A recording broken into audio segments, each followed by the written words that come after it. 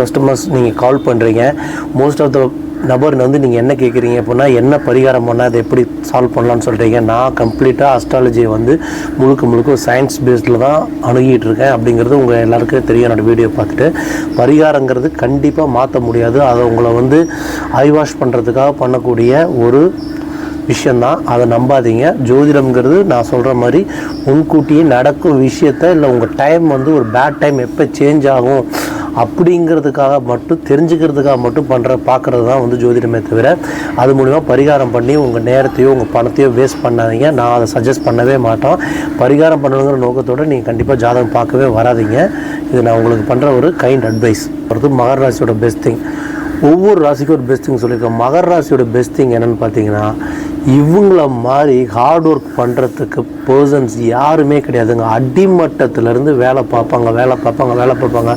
லைஃப்பில் ஒரு சொஃபஸ்டிகேட்டடான பிளேஸ் அடைஞ்சிட்டு நம்ம வந்து எல்லாத்தையும் அனுபவிச்ச வாட்டி நம்ம வேலை செய்கிற நிப்பாட்டுன்னு நினைப்பாங்க. ஆனால் இவங்களோட பெஸ்ட் திங் என்னென்னா, டில் த எண்டு வரைக்கும் இவங்க ஒர்க் பண்ணிக்கிட்டே இருப்பாங்க. ஒர்க்னால் எப்படின்னா, மற்ற பீப்புளெலாம் காலைல 9 to 5 ஜாப் பார்த்தாங்கன்னா இவங்க வந்து 20 hours கண்டினியூஸாக கூட வேலை பார்ப்பாங்க. அதேமாதிரி இவங்க ஒர்க் பண்ணுறதுக்கு இவங்க வேலை பார்க்குறதுக்கு இவங்க இருக்கிற ஃபேக்ட்ரிக்கும் ஒரு 100 கிலோமீட்டர் தூரம் இருந்தாலும் டெய்லி 100 கிலோமீட்டர் போய் ஒர்க் பண்ணிவிட்டு திரும்ப வருவாங்க. ஸோ ஹார்ட் ஒர்க் பண்ணுறதுக்கு எப்பயுமே தயங்கவே மாட்டாங்க. இவங்களோட பெஸ்ட் திங் என்னென்னா, இவங்கள மாதிரி வேலை பார்க்குறதுக்கு வேறு யாராலையும் முடியவே முடியாது. அந்த அளவுக்கு வந்து நான்ஸ்டாப்பாக வேலை பார்த்துக்கிட்டே இருப்பாங்க. இது அவங்களோட ஒரு பெஸ்ட் திங் சொல்லலாம். ஸோ அந்த நான்ஸ்டாப்பாக வேலை பார்க்குறது மூலியமாகவே, ஏன்னா இவங்களோட ஆட்சி அதிபதி சனிங்கிறதுனால, சனி வந்து மந்தக்காரகன்னு சொல்லுவாங்க. இருந்தாலும் வேலைக்கு முக்கியத்துவமான இது வந்து சனி தான். ஸோ வேலையில் இவங்கள மாதிரி ஒரு நான்ஸ்டாப்பாக ஹார்ட் ஒர்க் பண்ணுற ஒரு மற்ற கும்பமும் பண்ணுவாங்க.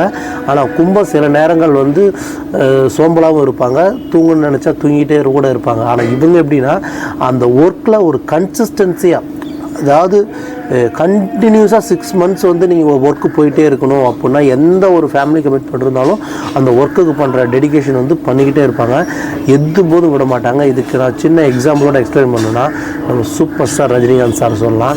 ரஜினி சார் லதா மேமை மேரேஜ் பண்ணிவிட்டு திருப்பதியில் மேரேஜ் பண்ணிவிட்டு காலைல 5 மணிக்கு அங்கே மேரேஜ் முடிச்சுட்டு காலைல 11 மணிக்கு இங்கே ஷூட்டிங்க்கு வந்துட்டாராம்.